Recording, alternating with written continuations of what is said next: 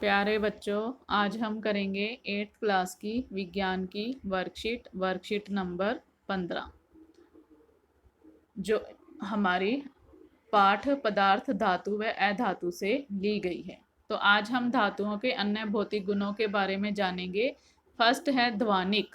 ध्वनिक मतलब धातुओं से बनी कोई भी जो चीज होती है, जब वो किसी हार्ड थिंग से यानी कठोर सतह से टकराती है तो एक रिंगिंग ध्वनि उत्पन्न होती है, इसलिए धातुओं को ध्वनिक कहा जाता है।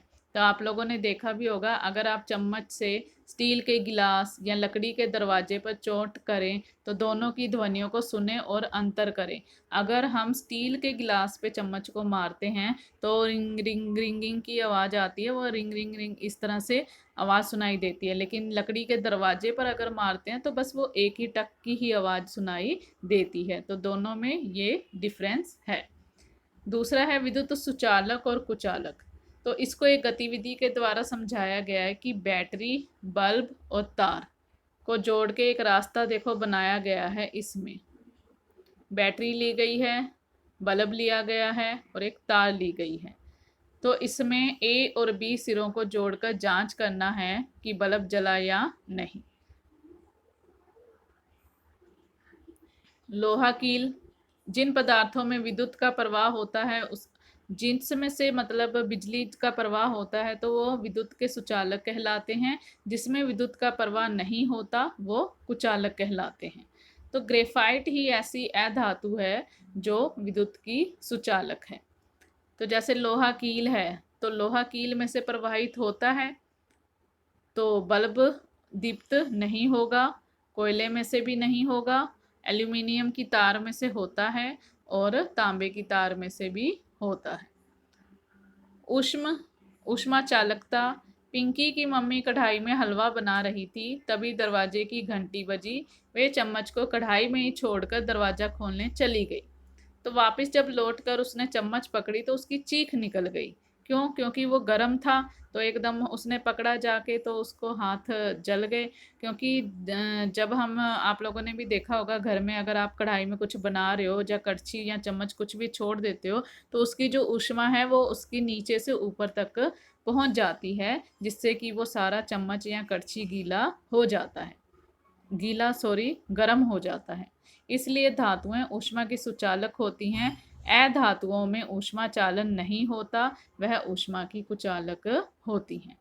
तो क्वेश्चन आंसर दिए हैं। फर्स्ट है तवा लोहे का बना होता है जबकि उसके हैंडल पर लकड़ी लगी होती है, क्यों? तो ऐसा जलने से बचाने के लिए लोहे के हैंडल पर लकड़ी लगाई जाती है। पिंकी की मम्मी चम्मच को पकड़ते ही क्यों चीखी? पिंकी की मम्मी ने जैसे ही चम्मच को पकड़ा उनका हाथ जल गया, इसलिए वह चीखी। तो धातुओं के 3 उपयोग बताओ कि धातु कहाँ कहाँ इस्तेमाल की जाती है। बर्तन बनाने में की जाती है, तार बनाने में की जाती है और धातु की चादर बनाने में की जाती है। विद्युत और ऊष्मा के सुचालक किन्हें कहते हैं? तो ये अभी हमने पढ़ा कि जिन पदार्थों में विद्युत का प्रवाह होता है वह विद्युत सुचालक कहलाता है। नीचे दी गई सारणी में पदार्थों के नाम लिखे हैं, उनके गुणों के आधार पर सही या गलत का निशान लगाएं और ये भी बताएं कि वो पदार्थ धातु है या अधातु। तो लोहे में देखो बच्चे, चमक भी होती है, आघातवर्धनीयता, तन्यता, ध्वनिक, ऊष्मा सुचालक, विद्युत सुचालक। तो ये है हमारा धातु। तांबे में भी हमारी चमक है, आघातवर्धनीयता है, तन्यता है, ध्वनिक है, ऊष्मा सुचालक, विद्युत सुचालक और ये भी धातु। कोयला है हमारा, कोयले में कोई चमक नहीं होती तो हम क्रॉस का निशान लगा देंगे।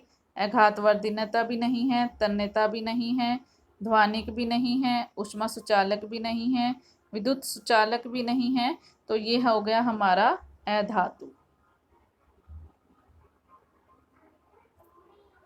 कार्बन छड़ में भी चमक नहीं है, आघातवर्धनीयता भी नहीं है, तन्यता भी नहीं है, ध्वनिक भी नहीं है, ऊष्मा सुचालक भी नहीं है, विद्युत सुचालक भी नहीं है। तो ये भी हमारा अधातु। तो एल्यूमिनियम में चमक है, अघातवर्धनीयता भी है, तन्यता भी है, ध्वनिक भी है, ऊष्मा सुचालक भी है, विद्युत सुचालक भी है, और ये फिर हुआ हमारा धातु। तो अगर बच्चे वीडियो आपको अच्छी लगी हो तो वीडियो को लाइक करना, शेयर करना, सब्सक्राइब करना। Thanks for watching this video. मिलते हैं नेक्स्ट वीडियो में।